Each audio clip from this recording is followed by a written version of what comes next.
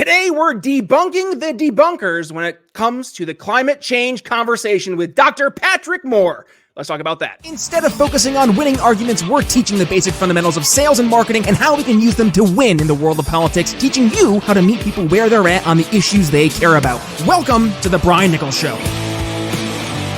Well, hey there, folks. Brian Nichols here on the Brian Nichols Show, and thank you for joining us on, of course, another fun-filled episode. I am, as always, your humble host, joining you live from our BNC studios here in lovely Eastern Indiana. And today, I have one of my favorite guests returning to the program. And today, we are debunking his debunkers. Joining us once again on the Brian Nichols Show, Dr. Patrick Moore. Welcome back.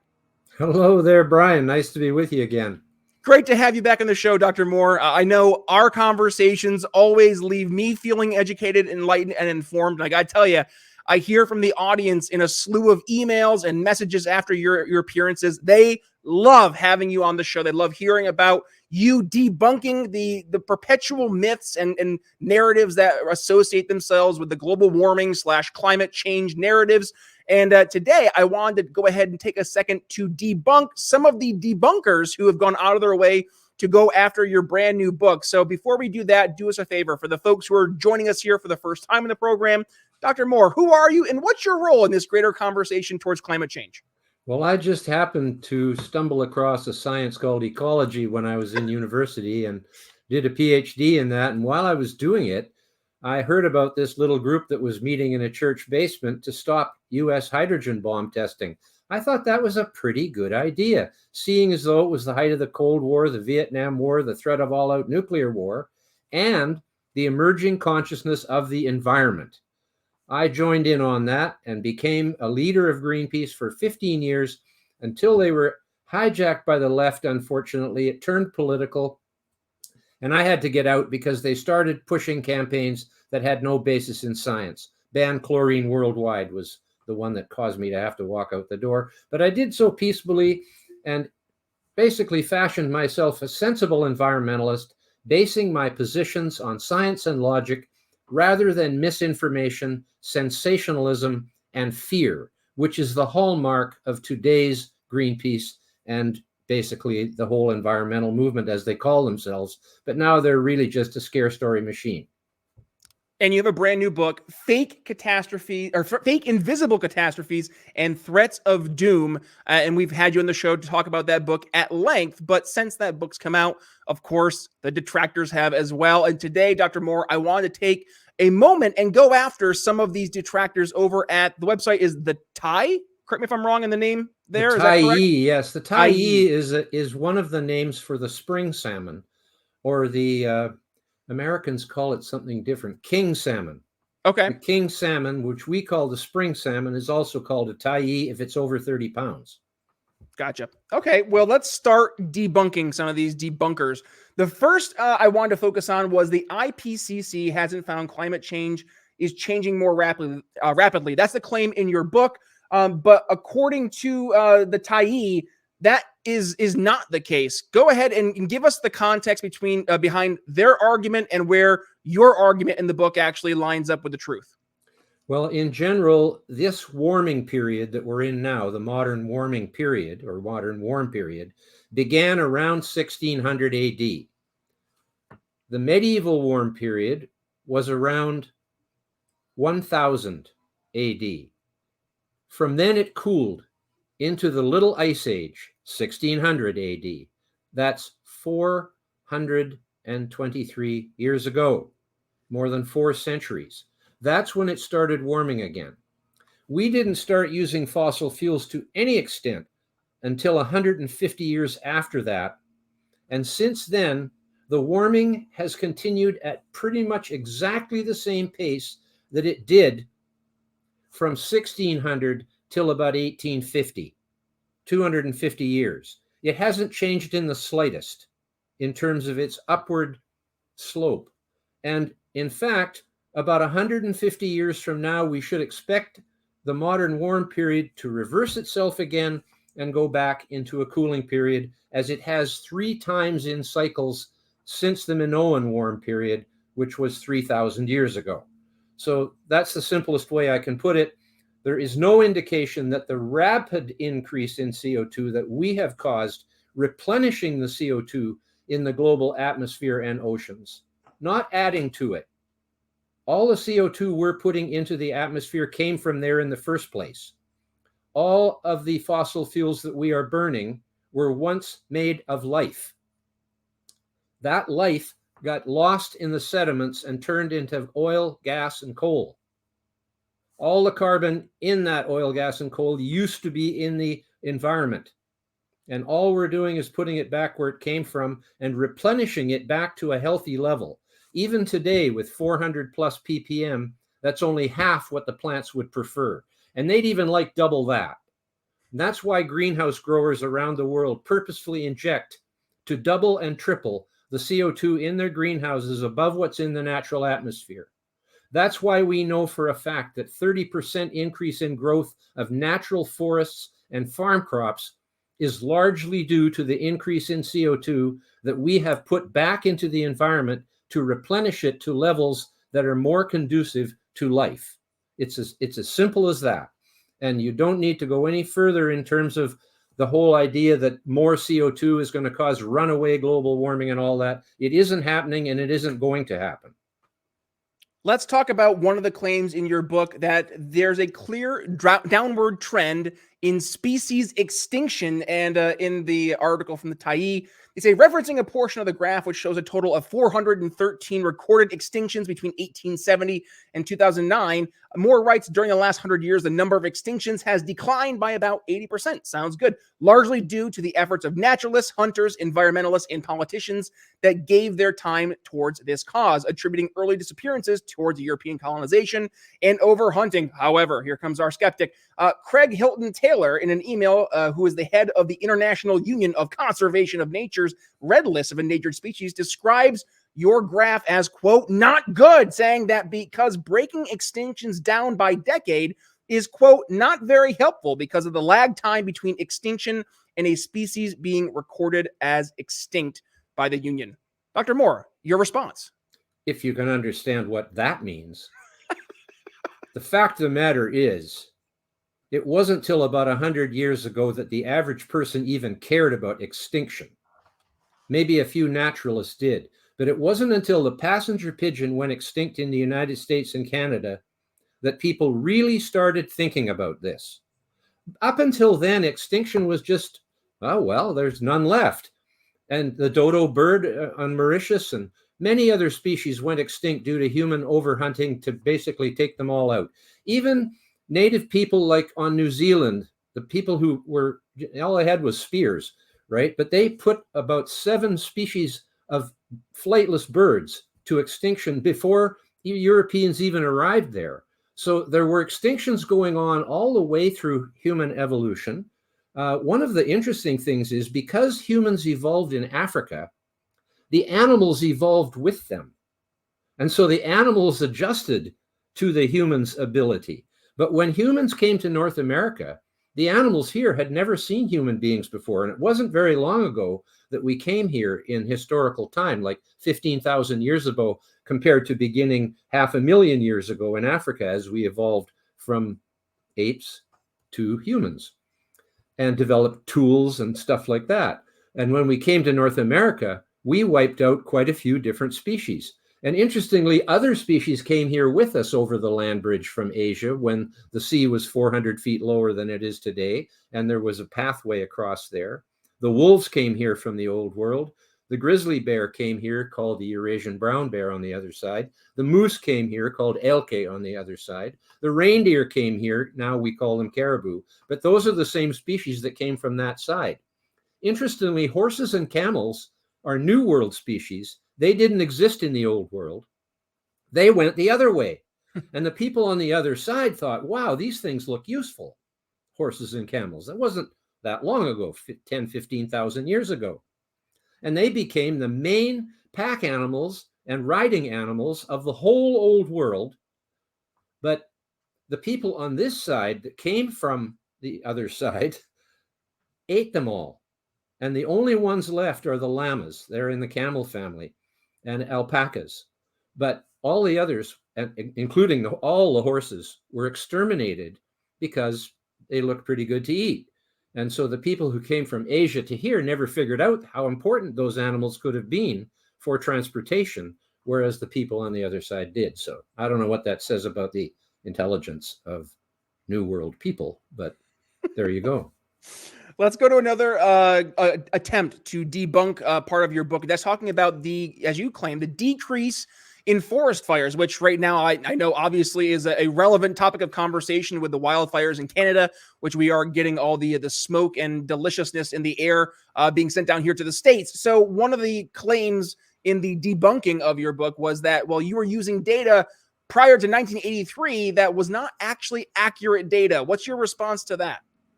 Well, it was their data. I mean, the Forest Service had this graph ever since 1935 or whatever that goes back to the 1800s. And forest fires were way more important back then than they are now because there was nobody to put them out. And like, there's three things that cause forest fires. First, trees. You need trees to have forest fires, and they are flammable. So if you have a lightning storm, and that's probably what caused most of those fires in Quebec, they all happened at once when there was a lightning storm. So that makes sense. Now, some people have this conspiracy theory that eco-freaks are starting these fires on purpose. I don't believe that to that extent. There are arsonists who start forest fires. So along with lightning, the other thing that starts forest fires is people. Through campfires that are left burning, through throwing cigarette butts out the window without putting them out, and arson. Those things are all very much involved in starting forest fires. But forest fires are not caused by climate change. The temperature is not hot enough to spontaneously start a fire. It's as simple as that. A fire in a forest has to start with either lightning or fire. Lightning is sort of like fire in the air coming down as it's very hot. It's amazing when lightning strikes a beach with sand, it congeals that sand, it liquefies that sand and then makes it into a stone. It's that hot. So it's easy to understand why lightning causes forest fires. But the other thing that causes forest fires to be so severe these days is the lack of proper management of the forests. In the old days, when we didn't have fossil fuels, every fall in every settlement, every village, every town, every city, people went out into the forests around and gathered every stick of dry wood there was, of dead wood. It's the easiest to get. It's already dry from the summer, and that makes your fuel for the winter. They would also chop live trees down and use those for firewood as well. But especially all the dead wood would be collected. And it's when dead wood is allowed to build up. The reason there's been an increase in fires, and nothing like it was back in the day when they've expunged the evidence, nothing like it. But there's been an increase because the forests, especially in the west of the United States, where it's largely federal land, public land, controlled from Washington, D.C., a bunch of Greens in Congress are controlling the way it's managed. And their basic idea is you just leave it alone, and then everything will be way better than if anybody ever cuts a tree or takes any wood out of it or does anything to it. So hands off. And that is not the way to manage a forest. If you look at the U.S. Southeast, which is where most of the lumber now comes from in the United States, compared to the U.S. Southwest, there's very few fires in the forests of the Southeast. They're just as extensive. They're coniferous forests of pine and other coniferous trees, just like the forests of California and the West. And that's where all the fires are. So it's management that is responsible for the extreme amount of fires in that area these days. Lightning, you can't do much about. You have to be just ready to go in and put the fire out. And thankfully, there are some people who are willing to risk their lives to do that. Let's talk about another one of the claims in your book, which is carbon dioxide isn't the main cause of climate change. Well, according to the person who the graph that you use in your book that they actually created, they say, well, that's not accurate. Where this is actually not being used properly. Again, it's their graphs, it's their information. So, Dr. Moore, what's your response to that? This is why I titled my book Fake Invisible Catastrophes. Because the universal theory of scare stories, as I like to call it, is that virtually every scare story today is based on things that are either invisible. In other words, the average person cannot observe it and see what's actually happening. Nobody can point to CO2 and say, look what the CO2 is doing. Radiation is the same. That's why it's easy to scare people about radiation, because it's invisible. And whatever the bad thing is in GMOs, it must be invisible. But not only that, it doesn't have a name. Like radiation and CO2 at least have names, right? But the bad thing in GMOs has no name. There's nothing that has no name. If we know about something, we give it a name. So actually it's non-existent. And these people have been able to scare half the population of the world over something that doesn't exist, which is invisible and non-existent at the same time. The other category is remote. Polar bears and coral reefs, the reason they are the icon for climate change is that nobody can. Hey there, folks. Brian here. So, for whatever reason, as we were wrapping up our conversation here with Kenny and I, my microphone died. And Kenny is just so good at knowing me, he was able to actually respond to not being able to hear me for whatever reason. So, unfortunately, the end of the episode ended up being a little disjointed. So, what I'm going to do is I'm going to go ahead and play the responses that Kenny would have to what he thought I was saying, which he actually did a good job, but also including those audio clips. And I'll go ahead and wrap things up as we get towards the end of the episode with my actual outro. See you there. That was the reason why polar bears were declining, was overhunting. That hasn't been happening since 1973. The polar bears have grown from about 6,000 to about 30,000 or more during that time. Now they say, oh yes, but they'll be extinct in 2100 or something, which we don't have a clue about. And besides which, the coral reefs, when they said in 2016, 93% of the Great Barrier Reef is dying. That's actually not dead. It's dying. If you're dying, you're still alive, right? And the same thing, they said it's in its final terminal stage, as if there are other terminal stages before the final one. So they use this phony use of language to make it seem as though 93% of the coral reef is actually dead. Last summer, was announced by the people who count the amount of coral that's growing on the Great Barrier Reef, and said in the 38 years since they've been taking detailed records, this is the highest coral cover there's been since then. And that made about 3 publications in the world, whereas the announcement that 93% of it was dead must have been in 3,000 publications around the world. And I bet that even today, most people think that the Great Barrier Reef is dying, when in fact the warmest ocean in the world is the Great Triangle, the Coral Triangle of Indonesia, which is by far the warmest ocean in the world, never gets cold, has the highest biodiversity of corals, more than 600 species, and the highest biodiversity of reef fish, more than 2,000 species of any coral reefs in the world. That's because it's the warmest ocean in the world. And if the world got even a little bit warmer than it is now, say by 1 or 2 degrees, corals would spread further. They would not die. They make it out as though it's just at the very edge of all the corals dying now because it's getting so hot. No, the world has been cooling for 50 million years out of the Eocene thermal maximum, which occurred 50 million years ago. It has done nothing but cool since then. We are in the Pleistocene Ice Age right now, with CO2 at one of the lowest levels it's ever been in the history of the Earth. And they make it out that the Earth is boiling and the CO2 is higher than it's ever been. That is the lie.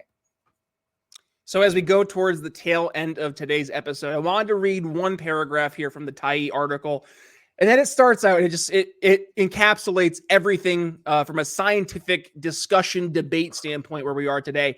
Not all the scientists I contacted responded to requests for comment, or as fully as Murray, one of the scientists quoted this article, and his colleagues did. One told me it would be an endless waste of time. I would have to write a book to debunk more. He's not going to win any big global warming argument, so it's easy for me just to let it go. Yet, even if Moore and his allies won't win any arguments, that doesn't mean they can't win followers who will frustrate climate action by governments and corporations. The success of Moore's fake invisible catastrophes and threats of doom is proof of that. Dr. Moore, if that is not more telling than any of the other claims or the attempts to debunk the debunkers as we've gone through today, I mean, what more do we need to say? They really are at the point, and we see this right now with the conversation of this, I forget the scientist's name, Dr. Howitz, I think it is, refusing to debate RFK over on the Joe Rogan podcast when it comes to the COVID vaccine.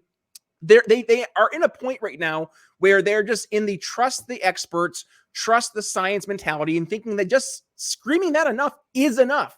And it's changed, I think, over the past few years where more people are, in fact, starting to be skeptical towards these so-called experts, and they are looking for the truth. They're trying to figure things out for themselves instead of just being force-fed whatever the expert opinion of the day is. So what would be your response there to that paragraph? And I guess what's your overall take on the whole trust the science, trust the expert debate that we're facing today?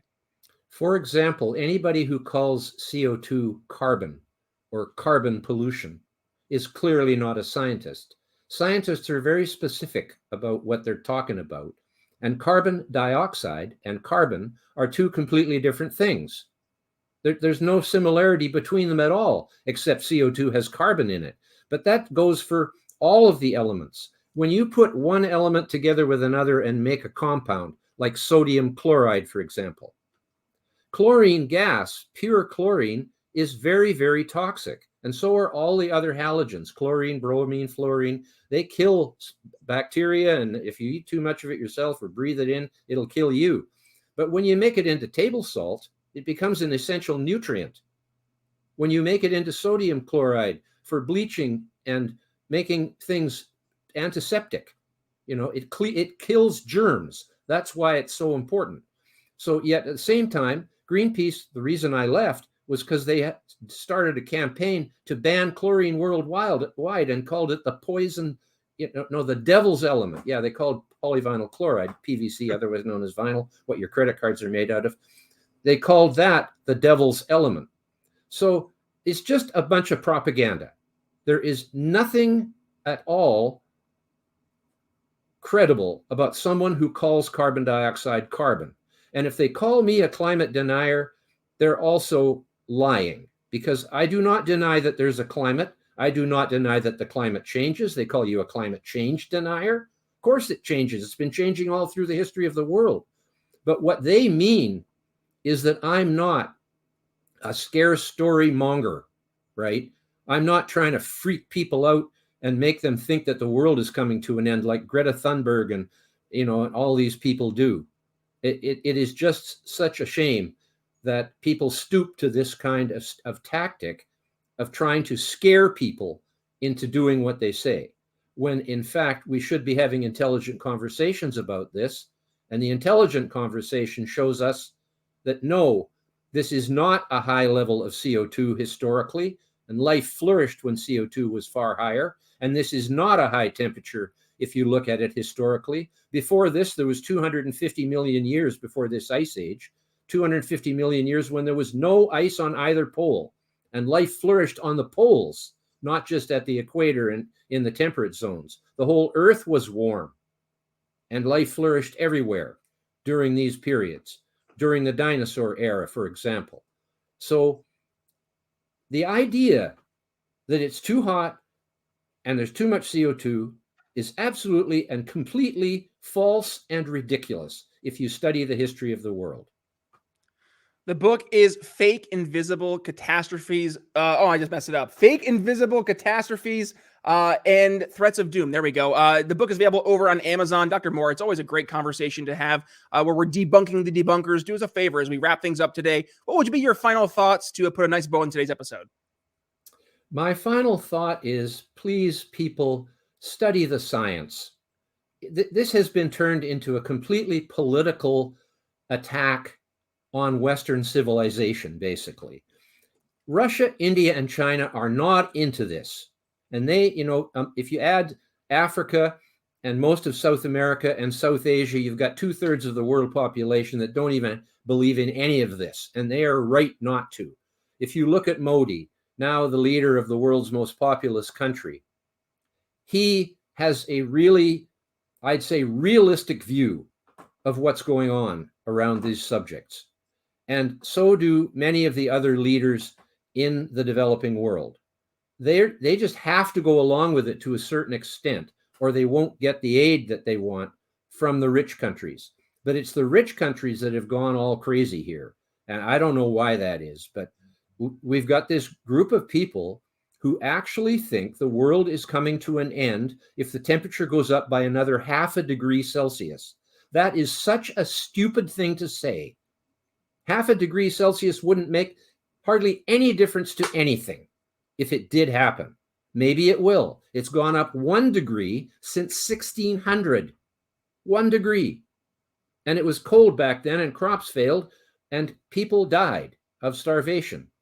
We don't have that now because we have very good science for our agriculture, very good science for our climate and weather. We can predict the weather, 2 weeks out sometimes. But these people think you can predict the climate out 50 years. And that's all some kind of computer model that is just it's totally phony. Computer models only put out what you put in. So your assumptions go in there. And all these assumptions are based on this idea that CO2 is somehow the control knob of the global climate, which has absolutely no basis in scientific proof whatsoever. The book is Fake Invisible Catastrophes and Threats of Doom, available over on Amazon. And folks, all you got to do to find it is go to your show notes today. Click the link. It'll bring you over to go to Amazon and get your own copy today. And also, while you're going ahead and clicking some links, go ahead and follow Dr. Moore over on social media. And for our audio listener, Dr. Moore, where can folks go ahead and reach out to you if they want to continue the conversation? Well, EcoSense Now is my Twitter handle. I have 152,000 followers at this point and climbing 1,000 a week or so, having a very good conversation there and sticking to the facts and answering when people come back with replies, even sometimes if they're really negative and even insulting, I will reply and try to help people understand what's this all about. So do come and visit me there. Also, when you look at my book, Fake Invisible Catastrophes, look at the other one, which will be right alongside it, called Confessions of a Greenpeace Dropout. It's the history of the first 15 years of Greenpeace when we did a lot of really good stuff. And it went wonky after that, but it also goes through all the different subjects in slightly different than Fake Invisible Catastrophes, which focuses on some specific ones, particularly the fact that the Great Pacific Garbage Patch, twice the size of Texas and growing 15 times larger than we thought it would, is fake. It does not exist. There is no Pacific Garbage Patch. Read my book and you will see for yourself. That's a conversation for another day. Or, folks, go ahead and check out my past interviews with Dr. Moore. I will include those links right here in the show notes as well. And by the way, folks, if you are enjoying today's episode, you know the drill. Go ahead and give it a share. When you go ahead and do that, make sure you tag yours truly at B Nichols Liberty, Twitter, Facebook, and wherever it is you're on social media. And also go ahead and tag Dr. Moore as well. And by the way, yes, today's conversation is a little controversial. It might get the content moderators over at YouTube mad. So while if you are following us on YouTube, well, thank you. If not, hit that subscribe button and notification bell so you miss a single time we go live. But number two, just to be safe, cover your bases. Head over and support us over on Rumble, but also over on Ben Swan's Sovereign Media. Big fan over there. And also you get to see today's episode before everyone else as a Sovereign exclusive. So I will see you guys over there. But other than that, folks, thank you for joining us. And thank you, Dr. Moore, for joining us again. Brian Nichols signing off here on The Brian Nichols Show for Dr. Patrick Moore. We'll see you next time. Thanks for listening to The Brian Nichols Show. Find more episodes at briannicholsshow.com.